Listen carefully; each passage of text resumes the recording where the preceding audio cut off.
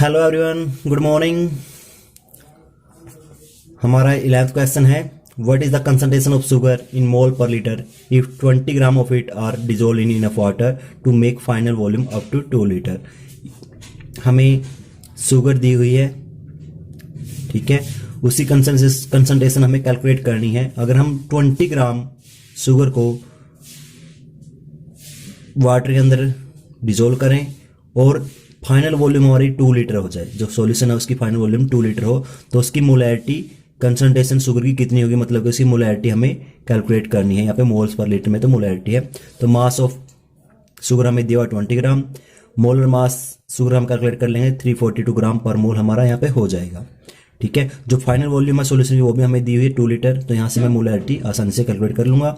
यहाँ पे मेरे को mass of solute divide by mass molar mass of solute divide by जो फाइनल वॉल्यूम है सॉल्यूशन की, वो तो 20/342 इंटू 2 लीटर हमारे यहाँ पे वॉल्यूम हो जाएगी। और इसको कैलकुलेट करने से जो फाइनल आंसर हमारा आएगा 0.029 मोल पर लीटर, हमारी इसकी मोलैरिटी निकल जाएगी। बिल्कुल आसान क्वेश्चन है, पहले भी कर चुके हैं, इसलिए मैंने इसको पहले ही लिख दिया था।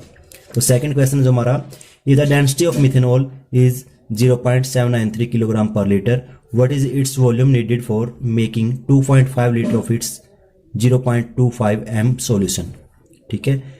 तो यहाँ पे इसने बोला है कि हमारे पास मिथेनॉल है जिसकी डेंसिटी हमें दी हुई है भाई। अब इस मिथेनॉल का यूज करते हुए मेरे को एक सॉल्यूशन और बनाना है जिसकी वॉल्यूम होगी 2.5 लीटर और उसकी मोलैरिटी होगी 0.25 मोलर, ठीक है भाई। तो मोलैरिटी इसने दी हुई है यहाँ पे। तो इस क्वेश्चन को करने के हमारे पास दो तरीके हैं भाई। इस क्वेश्चन को मैं दो तरीके से कर सकता हूँ। पहला तरीका तो क्या है, मैं इस डेंसिटी का यूज करते हुए, इस मोलैरिटी का यूज करते हुए, ठीक है, मोलैरिटी दी हुई है और जो यहाँ पे वॉल्यूम दिया हुआ है, इन दोनों का यूज करते हुए, और यहाँ पे जो मिथेनॉल भी दिया हुआ हमें, अब इन तीनों का यूज करते हुए मैं पहले इसका जो वेट है वो निकाल लूंगा, ठीक है। फिर इस वेट का यूज करते हुए मास निकाल लूंगा, ठीक है। तो पहले मैं यही करते हैं, पहला जो तरीका है, जो टाइप 1 है वो हम पहले कर लेते हैं, फिर मैं दूसरा टाइप से भी इसका निकाल के दिखा देता हूँ आपको, ठीक है। तो सबसे पहले मोलर मास हम निकाल लेंगे। मोलर मास जो हमें चाहिए, मोलर मास ऑफ मिथेनॉल। अब मिथेनॉल का फॉर्मूला होता है, ठीक है भाई, ये मिथेनॉल का फॉर्मूला होता है। अब इससे मैं इसका मोलर मास कैलकुलेट करूंगा 12 प्लस 4 इंटू 1 प्लस 16, तो इसको कैलकुलेट करने के बाद 32 ग्राम पर मोल मेरा आ गया मोलर मास ऑफ मिथेनॉल, ठीक है भाई। वॉल्यूम इन्होंने दी हुई है, वॉल्यूम सॉल्यूशन की इन्होंने दी हुई है भाई 2.5 लीटर वॉल्यूम सॉल्यूशन की हमने ली, ठीक है। और मोलैरिटी भी इन्होंने दी हुई है भाई, मोलैरिटी इन्होंने दी हुई है 0.25 मोल्स पर लीटर इन्होंने दी हुई है भाई, ठीक है। तो यहाँ से मोलैरिटी इक्वेशन का मैं यूज करूंगा, ठीक है भाई। तो मोलैरिटी मेरे को दी हुई है 0.25 और मोलैरिटी इक्वल किसकी होती है भाई, mass of solute divide by molar mass. अब मास ऑफ सोल्यूट तो मेरे को पता नहीं, तो उसको तो मैं लिख लेता हूँ यहाँ पे W, ठीक है भाई। मोलर मास मैंने निकाल लिया है यहाँ पे 32 ग्राम, ठीक है भाई। और वॉल्यूम इसने दी है कितनी, 2.5 लीटर इसने दी हुई है। तो यहाँ से मैं इसका मास कैलकुलेट कर लूंगा, तो वेट इसका हो गया यहाँ पे 20 ग्राम, यहाँ से कैलकुलेट हो जाएगा भाई, ठीक है। तो 20 ग्राम दिया हुआ है, तो 20 ग्राम को मैं किलोग्राम में चेंज कर लूंगा, ठीक है। किलोग्राम में चेंज करूंगा तो कितना हो जाएगा, 0.02 किलोग्राम ही मेरा हो जाएगा, ठीक है भाई। यहाँ से मैंने वेट कैलकुलेट कर लिया। अब वेट का पता है मेरे को, मतलब कि मास का पता है, मास मेरा आ गया 20 किलोग्राम, ठीक है। अब डेंसिटी इसने दी हुई है पहले भी, डेंसिटी देखो दे रखी है, तो यहाँ पे लिखो density of methanol 0.793 kilogram per litre यहाँ पे दिए। तो मैं डेंसिटी का और मास का यूज़ करते हुए वॉल्यूम निकाल सकता हूँ। तो फाइनल वॉल्यूम क्या होगी जी, जो हमें नीड होगी 2.5 लीटर बनाने के लिए। तो वॉल्यूम ऑफ मिथेनॉल कितना होगा मेरा, हो जाएगा, अब वॉल्यूम हो जाए मेरा मास डिवाइड बाय डेंसिटी। तो मास कितना है 20 और डेंसिटी कितनी है भाई 0.7, सॉरी 20 नहीं, यहाँ पे 0.020 किलोग्राम हमारा हो जाएगा और यहाँ पे डेंसिटी है 0.793। ठीक है भाई, इनको कैलकुलेट करने से मेरा आ जाएगा जो 0.025 लीटर हमारी वॉल्यूम आ जाएगी। ये तो पहला तरीका है भाई, इस तरीके से आप कर सकते, थोड़ा लेंथी हो जाएगा। दूसरा तरीका है जो टाइप 2 है, दूसरे तरीके से आप कर सकते हो। दूसरे तरीके के अंदर आपको क्या करना है, डेंसिटी आपको दी हुई है, ठीक है, तो सिंपली आप इस डेंसिटी, अब देखो भाई डेंसिटी क्या होता है हमारा, मास डिवाइड वॉल्यूम। ठीक है भाई, मास डिवाइड बाय वॉल्यूम होता है, मास डिवाइड बाय वॉल्यूम हमारा डेंसिटी होता है। ठीक है भाई, और मेरे को यहाँ पे इसका मोलर मास मैंने कैलकुलेट कर ही लिया है, 32 ग्राम यहाँ पे होता है इसका भाई। ठीक है, अब जो मास दिया हुआ है ये 32 ग्राम है, अगर मैं इसको किलोग्राम में बदलूं तो कितना होगा भाई ये, तो किलोग्राम में चेंज करने के बाद अगर मैं इसको किलोग्राम में चेंज करता हूँ 32 ग्राम को, तो मेरा हो जाएगा ये 0.032 किलोग्राम पर मोल मेरा यहाँ पे मास हो जाएगा।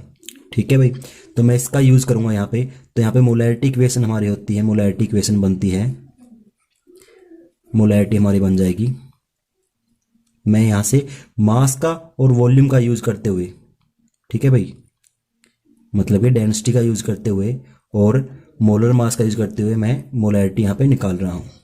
तो यहाँ पे करूँगा मैं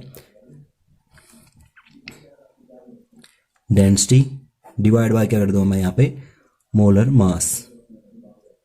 अब डेंसिटी देखो यहाँ पे क्या थी, किलोग्राम पर लीटर के अंदर थी, और ये मेरा है किलोग्राम पर मोल के अंदर है भाई। ठीक है, सिंपल है, और इसको कैलकुलेट करने के बाद हमारा बचेगा 24.78 मोल पर लीटर मेरा यहाँ पे बच जाएगा। ठीक है, अब यहाँ पे मैं मोलैरिटी इक्वेशन यूज़ करूँगा सिंपली, जो होती है हमारी M1 V1 M2 V2। ये हमारी जो सॉल्यूशन है जो हमें गिवन है और ये जो हमें बनाना है उसका। ठीक है, तो यहाँ से मैं वॉल्यूम जो V1 है, क्योंकि V1 वॉल्यूम मैंने पहले भी सॉल्यूशन से ही लेनी है जो इतनी वॉल्यूम, ठीक है, तो यहाँ से V1 कैलकुलेट कर लूँगा और V1 मेरा हो जाएगा यहाँ पे 0.25 इंटू 25 डिवाइड बाई 24.78, और इसको कैलकुलेट करने से होगा 0.025 लीटर मेरी फाइनल वॉल्यूम हो जाएगी। तो ये आपका दूसरा तरीका है, आई होप समझ में आ गया होगा आपको। ठीक है, ये जो मोलैरिटी इक्वेशन है जिसका हम यूज़ करते हैं M1 V1, ये वही है भाई। यहाँ पे जो गिवन है ये तो सॉल्यूशन हमें दिया हुआ है और ये हमें प्रिपेयर करना है। ठीक है, ये उसकी मोलैरिटी है, क्यों प्रिपेयर करना, तो उसकी मोलैरिटी तो हमें दी हुई है भाई 0.25, उसकी वॉल्यूम भी हमें पता है 2.5, इसकी मोलैरिटी हमने कैलकुलेट कर ली यहाँ पे पहले ही सॉल्यूशन की, उसकी वॉल्यूम हमें कैलकुलेट करना है कि कितना वॉल्यूम हम उसमें से लेंगे। ठीक है, नेक्स्ट हमारा क्वेश्चन होगा 13 क्वेश्चन।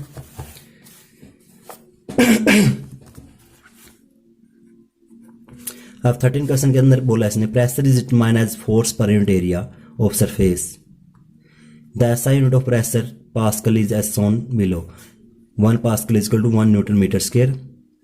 तो if mass of air at sea level is 1034 gram, calculate the pressure of in pascal. Pressure को पास्कल के अंदर आपको कैलकुलेट करना है। ठीक है, तो पहले हम देखते हैं प्रेशर क्या होता है भाई। प्रेशर का हमें सभी को पता है, प्रेशर क्या होता है, फोर्स डिवाइड बाय एरिया होता है यहाँ पे। ठीक है, और फोर्स को मैं क्या लिख सकता हूँ भाई, फोर्स को मैं mass into acceleration due to gravity लिख सकता हूँ भाई। ठीक है, और डिवाइड बाय जो मेरा एरिया रहेगा सेम टू सेम यहाँ पे एरिया रह जाएगा। ठीक है, तो यहाँ पे हमें मास ऑफ एयर दिया हुआ है, मास ऑफ एयर दिया हुआ है सी लेवल के ऊपर भाई। ठीक है, सी लेवल के ऊपर मास दिया हुआ है कितना 1034 ग्राम हमें दिया हुआ है। देखो यहाँ पे अभी ग्राम में सीजीएस यूनिट है तो मैं इसको ऐसा यूनिट में कन्वर्ट कर लूँगा, 1.034 ग्राम यहाँ पे हो जाएगा। अब देखो भाई एरिया कितना दिया हुआ है यहाँ पे, मेरे को एरिया भी चाहिए भाई। ठीक है, मास के साथ साथ मेरे को एरिया भी चाहिए। अब एरिया कितना दिया हुआ है भाई, देखो इसके अंदर एरिया इसने दिया नहीं हुआ तो एरिया क्या हुआ, जब यहाँ पे सीजीएस में दिया हुआ है तो एरिया भी यहाँ पे सीजीएस में ही होगा। 1 सेंटीमीटर स्क्वायर में सीजीएस में लूंगा और उसको फिर मीटर स्क्वायर में चेंज करूंगा। तो मीटर स्क्वायर यहाँ पे कितना 1/4 इंटू ये मेरा हो जाएगा एरिया भाई। ठीक है, अब मेरे को एरिया पता है, मास पता है, तो मैं प्रेशर आसानी से कैलकुलेट कर लूंगा। तो मेरा प्रेशर यहाँ पे देखो कितना हो जाएगा,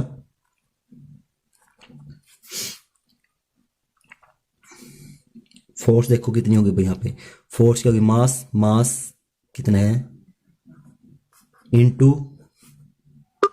एक्सेलरेशन ड्यू टू ग्रेविटी जिसकी वैल्यू होती है 9.8 मीटर पर सेकंड, वो लिख लूंगा मैं यहाँ पे, और डिवाइड बाय एरिया है 10⁴ मीटर स्क्वायर भाई। ठीक है, ये मैंने कैलकुलेट कर लिया। तो इसको कैलकुलेट करने से जो फाइनल कैलकुलेशन होती है मेरी 039 इंटू 10⁻15 किलोग्राम पर मीटर पर सेकंड स्क्वायर। तो किलोग्राम मीटर पर सेकंड स्क्वायर को मैं सिंपली लिख सकता हूँ, प्रेशर मेरा फाइनल हो जाएगा 1.0139 इंटू 10⁵ न्यूटन पर मीटर स्क्वायर। ठीक है, और इसको मैं पास्कल में लिखना चाहूँ तो यहाँ पे 1.0139 इंटू 10⁵ पास्कल में इसको लिख सकता हूँ। ठीक है, तो नेक्स्ट क्वेश्चन हमारा है what is the SI unit of mass, how it is defined. SI unit क्या है मास की, उसको डिफाइन कैसे कर सकते हैं हम। एसआई यूनिट होती है मास की किलोग्राम, और उसको डिफाइन कर सकते हैं हम, defined as the mass of platinum iridium block stored at international bureau of weight and measures, जो पेरिस के पास फ्रांस के अंदर है भाई। ठीक है, इसका कहने का मतलब क्या है, एक प्लेटिनम इरिडियम का एक ब्लॉक बना हुआ है जो अलॉय है एक किस्म का, प्लेटिनम और इरिडियम का, एक सिलेंड्रिकल फॉर्म में है। जितना उसका मास है भाई उस मास को एक प्रोटोटाइप माना गया है, और उसी मास के इक्वल जितने मास है सभी को हम क्या बोलते हैं 1 किलोग्राम लेते हैं। ठीक है, ये तो है इसकी जो हमारी बुक के अंदर डेफिनेशन दी हुई है। लेकिन अभी क्या है, थोड़े दिन पहले ही जो मास है और मीटर है और सेकंड है, तीनों की टाइम की मतलब तीनों की डेफिनेशन चेंज हुई है।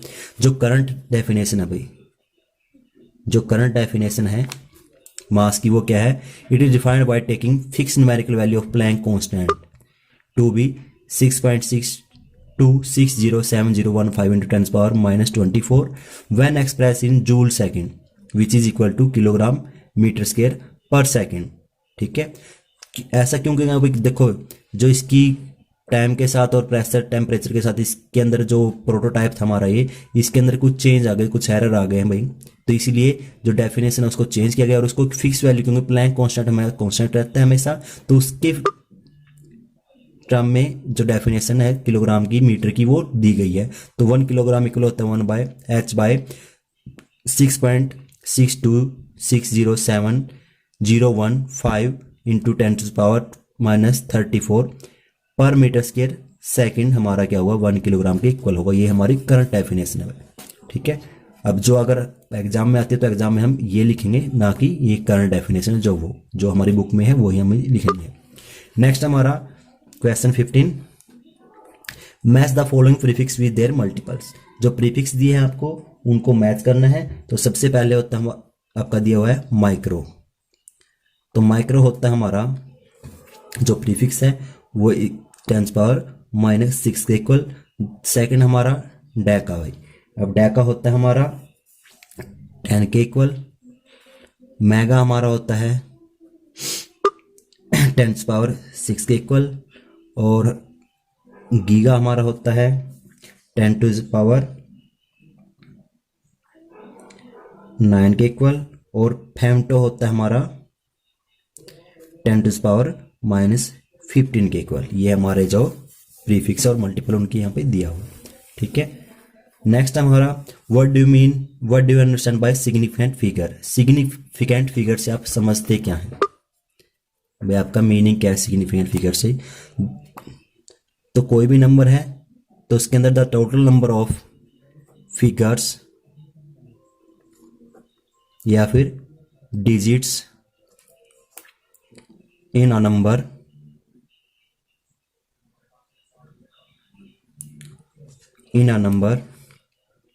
including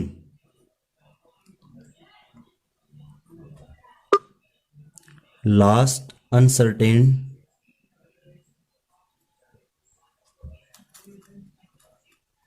digit is called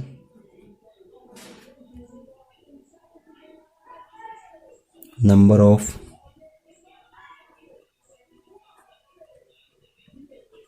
significant figures.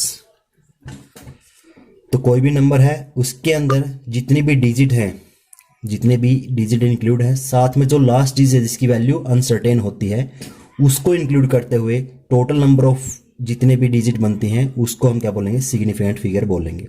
ठीक है, यहाँ तक हमारे 16 क्वेश्चन कंप्लीट हो चुके हैं। आगे हमारे जो नेक्स्ट क्वेश्चन हम नेक्स्ट वीडियो के अंदर करेंगे। Thank you and have a nice day.